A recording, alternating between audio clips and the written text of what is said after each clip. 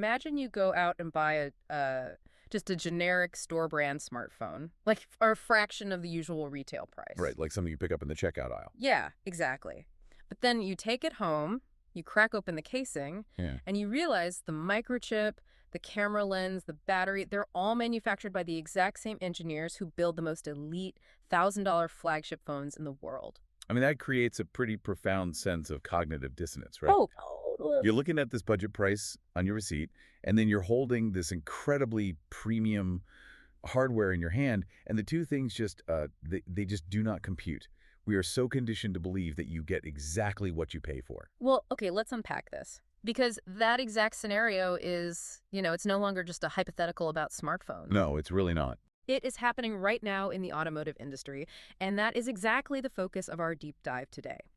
So we're unpacking a huge stack of reviews, news articles, and spec sheets about a vehicle that is genuinely disrupting the market. We're talking about the 2026 Leapmotor B10. And it really is a fascinating case study. I mean, Yeah. the B10 has just claimed the title of Australia's cheapest electric SUV. It starts at under $40,000 drive away. Right. Specifically, it's $38,990 for the base style model, which that undercuts some serious heavy hitters in the budget space. Oh, absolutely. Like you've got the Chery E5 Urban, the BYD Atto 3, the MGS5 EV. But our mission today is to look completely past that price tag. Because whether you're actively shopping for an EV or you're just insanely curious about how the global auto industry is rapidly shape-shifting right now, this deep dive is going to give you the complete picture. Yeah, because the price is really just the hook. Exactly. We're going to figure out what makes this particular car so entirely unique. Because it's not just cheap, it has this bizarre mix of high-end pedigree and, honestly, some truly eccentric design choices. It does.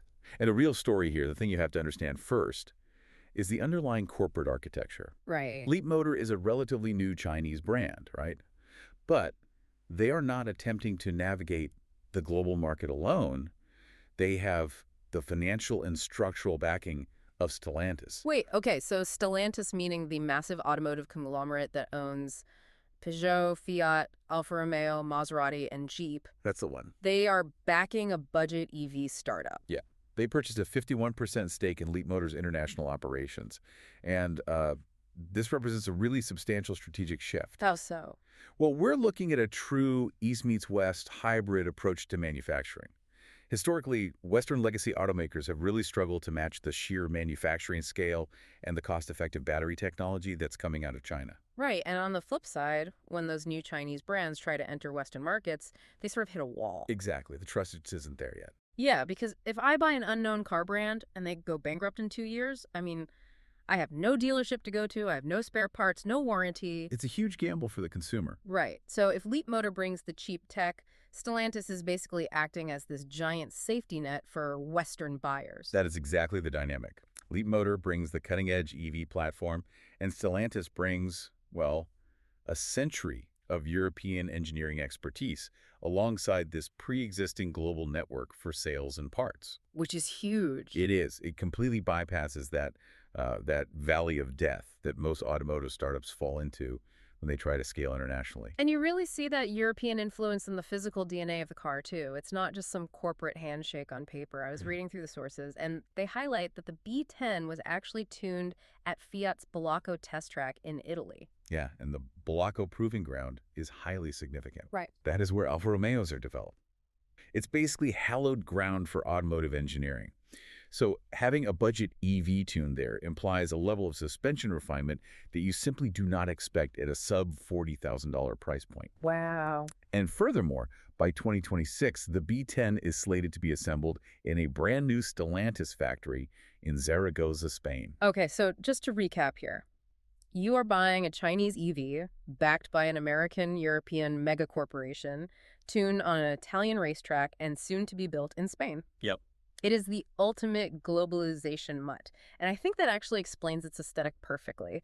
There's this brilliant anecdote in one of the UK reviews we looked at. You know the one you're talking about. It's so good. The reviewer brings the B10 home, and his neighbor wanders over, squints at the back of the car, and asks, "Is that some sort of cheap Porsche Macan?" Which, I mean, is a substantial compliment for a vehicle in this bracket. Huge compliment. It really demonstrates that the exterior design team leaned heavily into European subtlety. Yeah, because it doesn't look like a cheap plastic toy. It has this very upright, sensible silhouette, but with this smooth, minimalist front end and this really slim LED light bar. Right. It blends contemporary EV aerodynamics Hmm. with very traditional European styling cues. But then you open the door and climb inside, and all of that European subtlety just completely vanishes into what reviewers are calling a spaceship simulator. The interior abandons tradition entirely. It's wild. It really is. It's heavily reliant on that minimalist EV playbook. A sea of gray materials, very few physical buttons, and it is entirely dominated by screens. Now, I want to dig into the technology on those screens in a second, but first I have to bring up one of the weirdest design choices I have ever A seen. dashboard. It's a dashboard. Directly in front of the passenger seat, it's just a blank space, a physical void. Yeah, they call it a feature. Right. The manufacturer claims it's a blank canvas where owners can attach accessories and customize the space. I was looking at the photos, and I just have to ask you, is this a genuine stroke of customization genius? Or did the factory literally just run out of plastic and try market an unfinished dashboard as a feature? It's a highly polarizing choice, for sure, but it sparks a really great debate about interior design philosophy. Okay, defend the blank canvas for me. Well, if you view it through the lens of EV minimalism, it's an attempt to give the consumer agency. The idea is that the car is an extension of your living room. So you could mount a specific phone holder, maybe a small plant, or a decorative figure. A plant on the dashboard. I mean, practically speaking, how many people are actually going to curate a small art exhibit in their car? Probably very few. Yeah. As one reviewer noted, to the average driver, it's likely just going to remain empty and look like a missing panel. And that highlights the experimental nature of these new brands, right?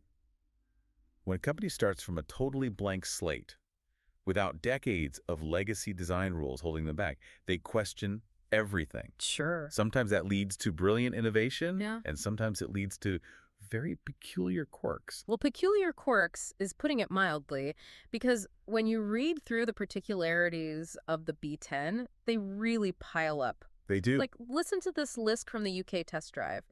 The electric window switches operate in reverse compared to basically every other car on Earth. Yep. If you want the window to go down, you have to push the switch in a totally counterintuitive direction. It's backward. Completely backwards. And then the central locking button is not on the door panel. It's bizarrely located on the steering wheel. Right. Oh, and my personal favorite. When you open the door to get out, the exterior indicators start flashing. I mean, it is a fascinating study in user experience design. You can kind of see what the engineers were thinking. Really? Because I'm lost. Well, they probably thought, why shouldn't the door unlock from the steering wheel where your hands already are? Okay. Or flashing the indicators when a door opens alerts cyclists, so let's just make that the default behavior. Which, sure, makes logical sense if you're standing at a whiteboard. But for a consumer who has 30 years of muscle memory dictating that window switches work a certain way, it creates a very steep cognitive learning curve. It does. You're forcing the driver to unlearn basic habits just to go through a drive-through. And that is the friction point. Yeah. And that friction really extends to the center console too, because they have removed almost all the physical buttons. Absolutely everything is routed through this massive 14.6-inch central touchscreen. And I mean everything. You want to open the sunshade for the panoramic roof, you have to use the touchscreen, you want to adjust your side mirrors. Touchscreen? It's a lot of menus. It is. Now, the tech itself is robust. It runs on a highly advanced Snapdragon processor, but forcing every single interaction through a pane of glass just seems exhausting. Why are automakers so obsessed with eliminating buttons? It fundamentally comes down to manufacturing complexity and cost. Really? It's just about money. Almost always. Think about a traditional car door. You have individual physical switches for 4 windows, child locks, and mirror adjusters. Right. Each of those buttons requires its own plastic injection mold, a dedicated microchip, and a physical copper wire running all the way through the door hinge and into the main computer. Oh, wow. I never really thought about the wiring. It's incredibly labor-intensive, it's heavy, and it's highly prone to supply chain bottlenecks. If you can't get the microchip for the mirror switch, you can't sell the car. So by putting all of that into a software interface on a single screen, they eliminate miles of copper wiring and dozens of individual parts. Precisely. It also allows the manufacturer to push over-the-air software updates to change how the car operates long after it's left the factory. Okay, that makes sense from a manufacturing side. But from a safety and usability standpoint, it requires taking your eyes off the road to dig through submenus just to turn up the air conditioning. Exactly. And the software integration isn't always flawless either. Right, like the phone connections. The B10 features wireless Apple CarPlay and Android Auto, which, by the way, are scheduled to arrive via an over-the-air update in January 2026 for the Australian launch. Which is good to know if you're an early buyer. But one reviewer noted that during their testing, the wireless connection dropped out about 25% of the time. That's significant. It is. When your entire interface relies on that screen, a dropped connection isn't just a minor annoyance, it is intensely frustrating. It really underscores the reality of these highly digitized vehicles. The underlying hardware, that Snapdragon chip is premium, but the software handshakes between the car and your smartphone can still have those teething issues. So we have this beautifully strange spaceship cabin with reversed window switches, an empty dashboard, and a giant tablet controlling the roof. Right. But let's look at how this thing actually functions as a daily driver, because the physical dimensions of the B10 are playing tricks on me. How so? Let me give you an analogy.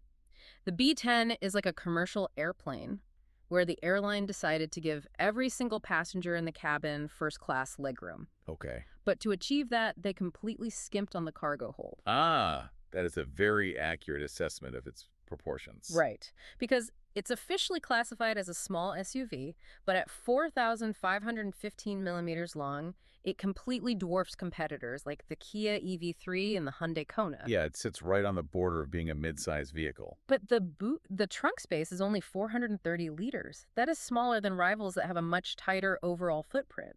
Where did all that interior volume go? It went entirely into passenger comfort. Really? Yeah, Leapmotor deliberately prioritized the human occupants over their luggage. The floor in the rear is completely flat, there's no awkward transmission tunnel hump, and the rear legroom is described as beating cars in the class above it. Is that a specific cultural design choice? It is, yes.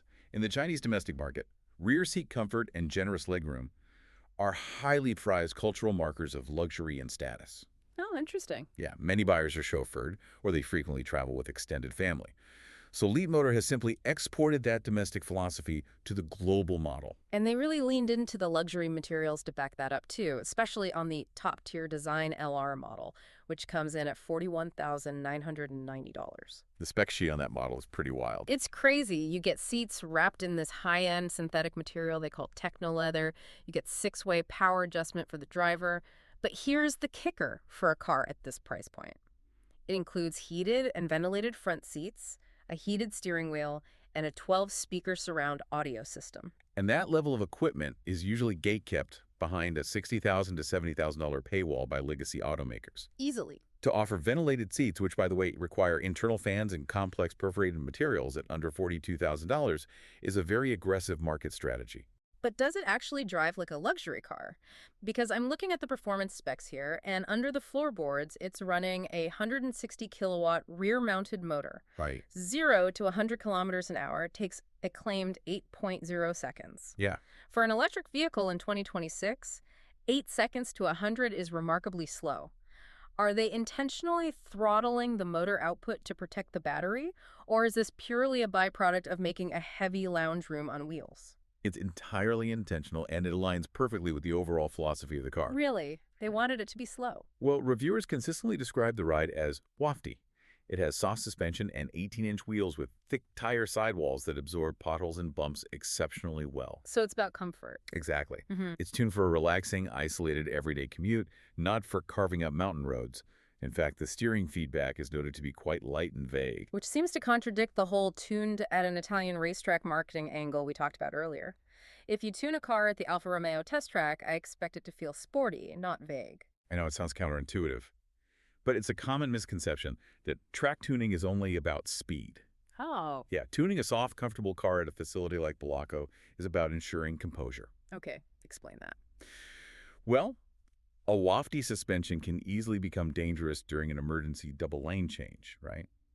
The body roll can overwhelm the tires, and you could lose control. Ah, I see. So the Italian engineers were likely tasked with ensuring that despite its soft, relaxed nature, the B10 remains perfectly stable and predictable during an evasive maneuver. That makes perfect sense. So that track-tuned suspension keeps the car composed, but the real anchor keeping this heavy vehicle stable on the road, both physically and financially, is what's under the floorboards. The battery. The battery. Let's look at the battery chemistry. The B10 uses an LFP battery. You see this acronym everywhere in the EV space right now.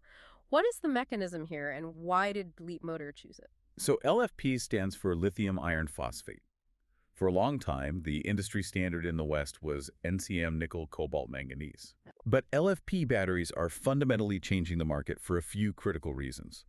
First, iron and phosphate are abundant and cheap to source, which is how Leapmotor hits that sub-$40,000 price point. It makes sense. Second, they do not use cobalt, which is a rare earth metal that's fraught with mining bottlenecks and ethical concerns. And they are chemically safer. Much safer. Yeah. The LFP chemistry is inherently more thermally stable.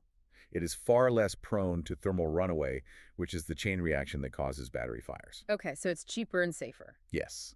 But the biggest benefit for the consumer is longevity. You can charge an LFP battery to 100% every single day without degrading the battery's lifespan. Which is huge. Yeah. Because traditional NCM batteries prefer to be kept between 20 and 80% charge to avoid long-term damage. Exactly. It's a lot less mental math for the owner. That is a massive practical advantage for daily driving. And the charging speeds on this car are genuinely impressive, too. They are. On the top spec model, DC fast charging maxes out at 168 kilowatts. To put that in context, you can pull into a highway fast charger, plug in, go inside to grab a coffee and use the restroom, and in 26 minutes, your battery goes from 10% to 80%. Which is incredibly fast. It is. That's enough range added while you drink your coffee to drive from Sydney to Canberra. And the utility extends beyond just driving range, too. The B10 comes standard with vehicle-to-load, or V2L capability. I saw that in the spec sheet. How does that actually work in practice? Think of the car as a massive mobile power station. Okay. V2L allows you to take the high-voltage direct current from the car's battery and run it through an onboard inverter, which changes it to standard alternating current. Like a wall outlet in your house. Exactly. You literally plug an adapter into the car's charging port, Mhm. and it gives you a standard household wall outlet. You could power a laptop, a mini fridge, or even an espresso machine directly from the car while you're camping. That fundamentally changes what a car is capable of doing. It really does. And speaking of clever engineering, we have to talk about the standard heat pump. For anyone living in a colder climate, a heat pump is a massive deal. Oh, absolutely. It's a game changer. Huh? A traditional EV cabin heater uses a resistance coil. It's essentially a giant toaster hidden in the dashboard. A giant toaster. I love that. It creates heat by forcing electricity through a high-resistance wire, which, as you can imagine, drains your driving range extremely fast in winter. Right, because you're pulling energy straight from the battery just to stay warm. Exactly. A heat pump, however, acts like a reversible refrigerator. Okay. It scavenges ambient thermal energy from the outside air, uses a compressor to raise the temperature of that energy, and blows the resulting warmth into the cabin. Wow. It uses a fraction of the electricity compared to a resistive heater, which preserves your driving range. And again, this is a highly efficient, complex piece of hardware Right. that you often have to pay thousands of dollars extra for on European luxury cars. But standard here. So it's highly efficient, it's packed with luxury tech, and it has incredible passenger space. But what happens if things go wrong? Like, how safe is this quirky spaceship? Because you mentioned the steering wheel buttons earlier, and there's actually a dedicated physical button just for the safety systems. Yes, and that button is a direct response to consumer feedback across the entire auto industry. People hate the beeping. They despise the beeping. But first, the foundational safety is robust. The B10 achieved a maximum 5-star Euro NCAP safety rating, which is the gold standard for crash testing in Europe. That's reassuring. Very. It scored 93% for both adult and child occupant protection. It has 7 airbags, automatic emergency braking, blind spot detection, the comprehensive suite of modern aids. But anyone who has driven a brand new car knows that those modern aids can be incredibly irritating. Precisely. Driver fatigue monitors and lane keep assist can be overly intrusive, chiming and beeping at you if you even glance over at the infotainment screen. And the European Union mandates that these systems must turn on every time you start the car. You can't just permanently disable them. So how does the button help? Leapmotor's solution is brilliant. It's a custom button on the steering wheel. You can dive into the touchscreen once, configure exactly which chimes and steering interventions you want active, and save that profile to that physical button. Oh, that's smart. So every time you start the car, you just press the button once, and it instantly loads your preferred, less intrusive safety profile. It gives control back to the driver. It's a very clever workaround for overbearing regulations. It really is. So, when you step back and look at the entire picture we've painted today, you aren't just looking at a cheap car, you are looking at a completely different philosophy of what an automobile should be. Exactly. The Leapmotor B10 trades away sporty handling and traditional cargo space, and it asks you to unlearn your muscle memory to deal with reversed window switches and a dashboard devoid of buttons. Which is a lot to ask of some buyers. It is. But in return, it offers you a lounge-like cabin, track-tuned ride composure, advanced LFP battery tech, and features like ventilated seats and heat pumps that usually cost a fortune. And I think it proves that the EV market is maturing at a staggering pace. Yeah. A highly equipped, safe, and efficient electric SUV is now genuinely approachable at the exact same price as a traditional combustion engine counterpart. Right. The financial premium you used to pay simply for the privilege of driving an electric vehicle is evaporating. The barrier to entry has been completely demolished. And before we wrap up, we just want to take a second to say thank you. Yes, absolutely. Thank you for joining us on this deep dive today, for bringing your curiosity, and for giving us your time as we unpack these complex industry shifts together. We genuinely appreciate you listening. We do. The automotive landscape is evolving faster than ever, and having an audience that wants to understand the mechanics and the why behind these changes is what makes exploring these topics so rewarding. Absolutely. And as we leave you today, I want to leave you with a final thought to mull over. Think back to that generic smartphone we talked about at the very beginning, the one with the hidden elite technology inside. Right. If a $38,990 electric vehicle can now offer you a sophisticated heat pump, Italian track-tuned suspension, advanced battery chemistry, and heated and ventilated seats, what does this mean for the legacy luxury automakers who are currently charging $60,000 or $70,000 for the exact same features? It's a great question. When the badge on the hood is the only thing left justifying a massive price hike, will those legacy brands be forced to adapt the pricing and swallow their pride? Or are hybrid corporate entities like Leapmotor and Stellantis simply going to take over the roads entirely? Until next time, keep diving deep.